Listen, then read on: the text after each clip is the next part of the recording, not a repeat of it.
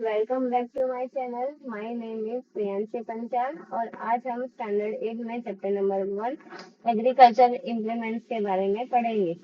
Before the sowing the seed, it is necessary to the break down of a soil to the size of a grain to get a better yield।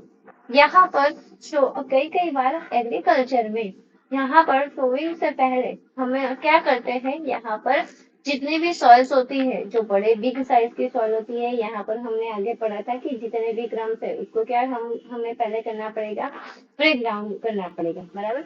तो यहाँ पर भी हम यही करेंगे। It is necessary to break the soils to the size of a grain to get better yield। यहाँ पर soil को ब्रेक करना क्यों जरूरी है, ताकि हमने जो क्रॉप का प्रोडक्शन किया है उसमें हमें बेटर yield मिल सकती, मतलब कि बेटर यहाँ पर नंबर्स, मतलब कि जो भी नंबर्स है वो अच्छी तरीके से मिल सकते हैं। This is learn with the help of the video tools. यहाँ पर ये सारी जितनी जो भी मतलब कि सॉइल को ब्रेक डाउन करना है, वहां पर बहुत सारे टूल्स का भी हम इस्तेमाल कर सकते हैं। ये चीज हम टूल से भी कर सकते हैं। The main tools of use for this purpose, यहाँ पर कुछ मेन टूल्स भी है जहाँ पर स्पेशली इसी पर्पज के लिए बनाए हैं, जैसे कि प्लग है, हॉ है और कल्टीवेटर है। यहाँ पर इस पिक्चर में आपको दिखाया ही है कि प्लग कैसे दिखता है। जो उसका एंड शार्प एंड है उसको हम क्या बोलेंगे, प्लग शेल बोलेंगे। ये वाला जो पार्ट है, ये लंबा लॉन्ग रोड है, उसको हम क्या बोलेंगे, प्लग सॉफ्ट बोलेंगे। और ये जो पार्ट है उसको हम क्या बोलेंगे, बीम बोलेंगे, बराबर। Plug, this is the being the used in the ancient time, मतलब कि ये सबसे बहुत पुराने टाइम से चलने आने वाली प्रोसेस है for the tilling of a soil, adding the fertiliser to the crop, removing the weeds and the scraping of the soil. यहाँ पर ये जो प्लग है हम कहाँ कहाँ पर यूज करते हैं, टीलिंग ऑफ द सॉइल, मतलब कि यहाँ पर हमने टीलिंग के बारे में पढ़ा था। क्या पढ़ा था कि सॉइल को लूज और टर्न करना, उसी प्रोसेस को हम क्या बोलेंगे, टीलिंग बोलेंगे। एडिंग अ फर्टिलाइजर, मतलब कि जब भी हमें सॉइल के अंदर फर्टिलाइजर ऐड करना है तो उसमें रिमूविंग द वीड्स, वीड्स क्या होता है, जो भी अनवांटेड प्लांट्स है उसे हम वीड्स बोलेंगे। और उसको जब भी हमें रिमूव करना होता है तो हम प्लग की हेल्प से करेंगे।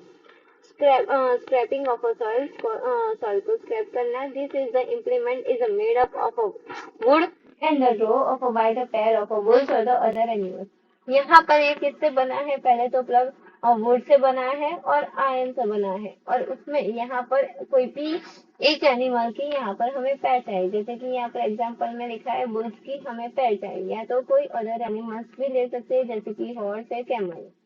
It contains a strong triangular iron strip called a plough share. यहाँ पर जो भी नुकीला वाला पार्ट है जो मैंने दिखाया, उसको हम क्या बोलेंगे, प्लग शेल बोलेंगे। The main part of the plug is a long log of the wood which is called a plug shaft. यहाँ पर मैंने पहले ही बताया कि प्लग शाफ्ट किसे बोलते हैं, जो भी लॉन्ग पार्ट है उसको हम क्या बोलेंगे, प्लग शाफ्ट बोलेंगे। There is a handle at one end of the shaft. यहाँ पर हाँ, हैंडल एक होता है एंड की होता है, प्लग शाफ्ट जहाँ पर है वहां पर एंड की और एक हैंडल होता है।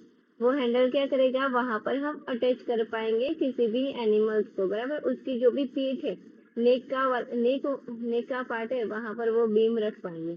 The other end it is attached to the beam which is the place on the bulls and the legs। यहाँ पर पहले मैंने बताया कि जो भी ये हैंड है वहाँ पर हम क्या कर सकते हैं, बुल का जो भी नेक वाला पार्ट है वहाँ पर हम सपोर्ट दे सकते हैं। One pair of the one one pair of bulls and the man can easily operated a plug। यहाँ पर वन पेयर या तो हम कोई भी एनिमल ले सकते हैं, या तो इसे कोई भी एक आदमी ऑपरेट कर सकता है इजीली।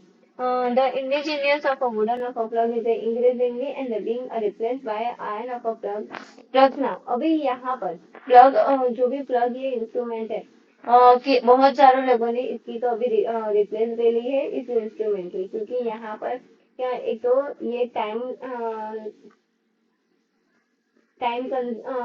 लेबर है और यहाँ पर टाइम भी ज्यादा लगता है, बराबर।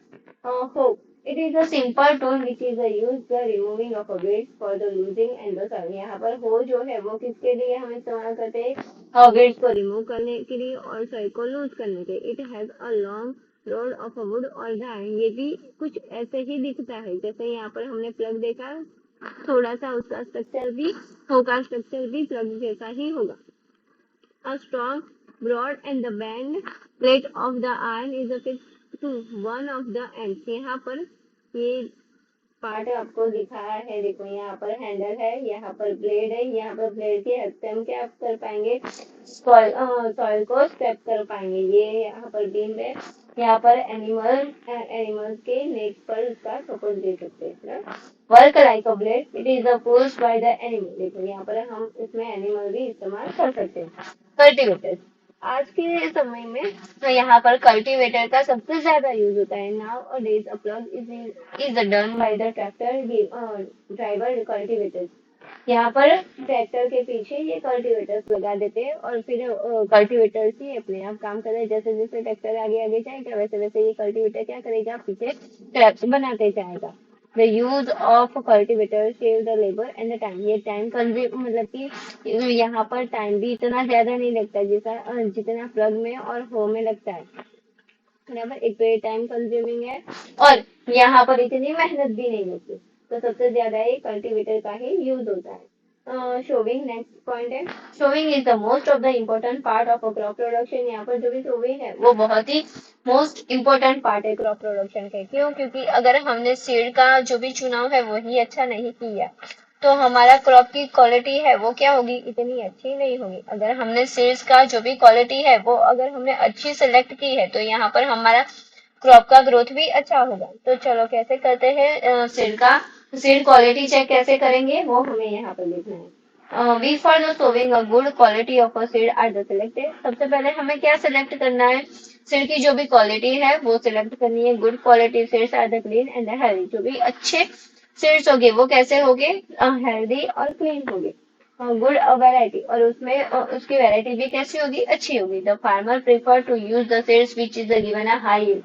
यहाँ पर फार्मर कैसे सीड्स प्रेफर करते हैं, जो भी हाई मतलब कि अच्छे रिजल्ट देने वाले, गुड वैरायटी वाले, हेल्दी और क्लीन सीड्स उनको भी चाहिए। सिलेक्शन ऑफ अ सीड्स, अभी यहाँ पर हम सीड का सिलेक्शन कैसे करेंगे। One day I show my mother put some gram seeds in a vessel and pour the some water on them. After a few minutes, the some seeds started to float and on the top. I wondered why the some seeds float on the water. अच्छा, यहाँ पर क्या किया, एक एक पानी था, यहाँ उसके अंदर कुछ सीड्स डाले, तो यहाँ कुछ टाइम के बाद हमने वो सीड्स देखे तो कुछ जो सीड्स थे ना वो नीचे बैठ गए थे और कुछ जो सीड्स थे वो क्या कर रहे थे, ये फ्लोट कर रहे थे पानी के ऊपर। तो जो फ्लोट कर रहे थे वो अच्छे है सीड्स है, या तो जो नीचे मतलब कि बॉटम में बैठ गए थे वो सीड्स अच्छे। Take a beaker and fill half of it with the water. Put a handful of wheat and seeds and the steer well. Wait for the some time. After the seeds which are the float on the water, क्या कुछ time के बाद ये जितने भी seeds है वो पानी के ऊपर तैर रहे हैं। Pour those with the lighter or the heavier than those which are the seeds। यहाँ पर कैसे सीड्स लाइटर है और कौन से सीड हैवियर है वो हम कैसे पता लगाएं। Why would they be a lighter? और कुछ जो सीड्स है वो कैसे लाइट, क्यों लाइट है। The damaged seeds become a hollow are thus the lighter, therefore they are the float on the water। मतलब कि जितने भी डैमेज सीड्स होते हैं वो कैसे होते हैं, अंदर से खाली होते हैं। होलो का मतलब क्या है, वो अंदर से खाली, बराबर स्पेस उसमें होगा। देयर आर द लाइटर, सो उसकी वजह से वो कैसे होते हैं, लाइट होते हैं, और उसी की वजह से, होलो की वजह से उसके अंदर क्या आ जाता है, पानी प्रेजेंट हो जाता है। तो वो लोग कहाँ पर आ जाते हैं, पानी के ऊपर फ्लोट करने लगते हैं। Therefore they are the float on the water. तो इसी वजह से वो लोग वो जेट्स पानी के ऊपर फ्लोट करते हैं। This is the good of a method for the separating of a good and healthy seed from the damage ones. यहाँ पर जो भी हेल्दी सीड्स होंगे, जो बिना डैमेज के सीड्स होंगे, वो कहाँ पर होंगे, बीकर के नीचे बैठ जाएंगे। क्यों? क्योंकि वो हैवियर है, हेल्दी है। तो उसकी वजह से यहाँ पर ये एक अच्छी मेथड है सीड को सेपरेटिंग कराना कि कौन से गुड सीड है और कौन से गुड सीड नहीं है। Before the sowing, the one of the important task of know the about the tools use for the sowing a seed। यहाँ पर sowing करने से पहले ये बहुत ही important टास्क है, टूल कैसे हम यहाँ पर यूज करें वो हमें देखना है। सबसे पहले है ट्रेडिशनल टूल। अभी यहाँ पर ट्रेडिशनल टूल हम कैसे इस्तेमाल करेंगे वो देखना है।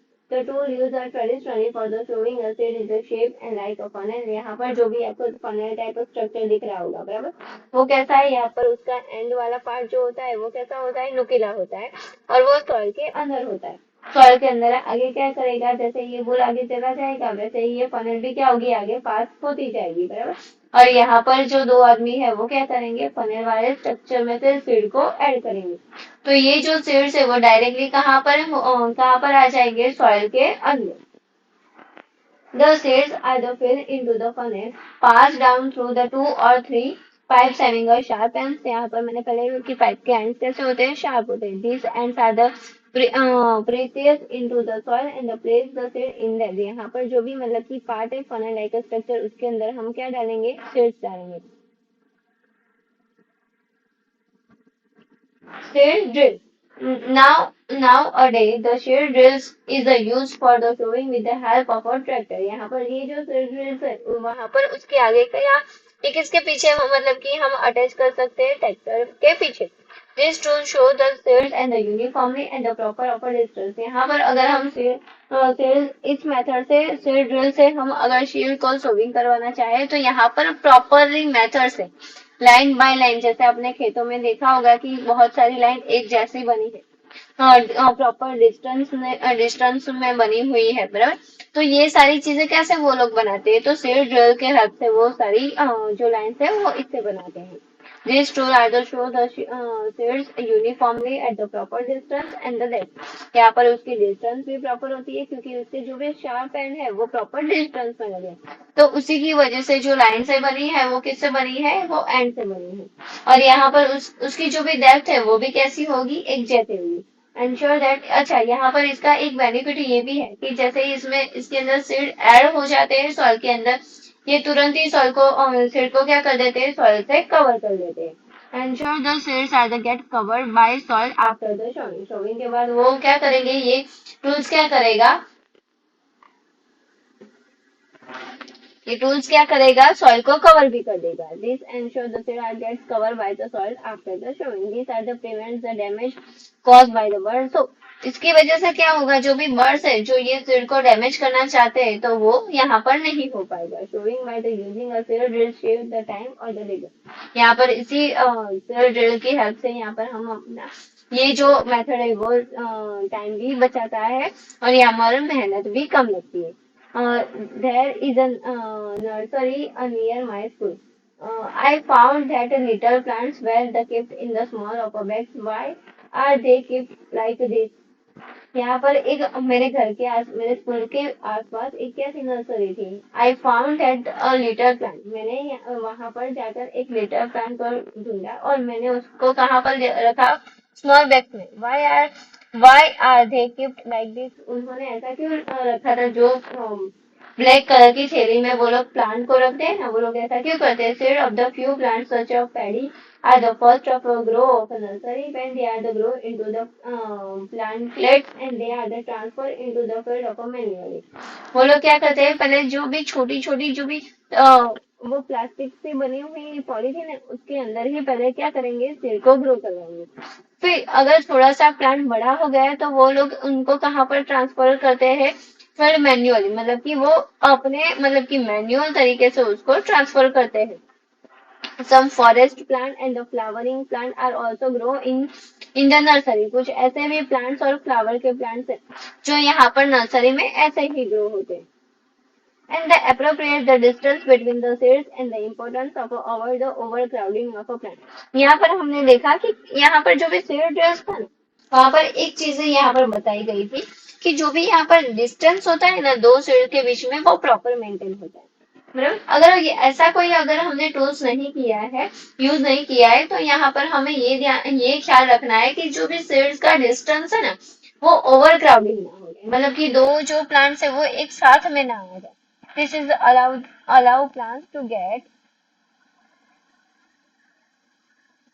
Sufficient sunlight, nutrition and water. अगर यहाँ पर ऐसा हुआ कि एक प्लांट यहाँ पर ग्रो हो रहा है, एक प्लांट यहाँ पर है और थर्ड वाला प्लांट उसके एकदम नजदीक में, तो यहाँ पर क्या होगा, जो भी उसको सनलाइट मिल रही है, न्यूट्रिशन मिल रहा है, वाटर मिल रहा है, वो प्रॉपर तरीके से मैनेज नहीं हो पाएगा।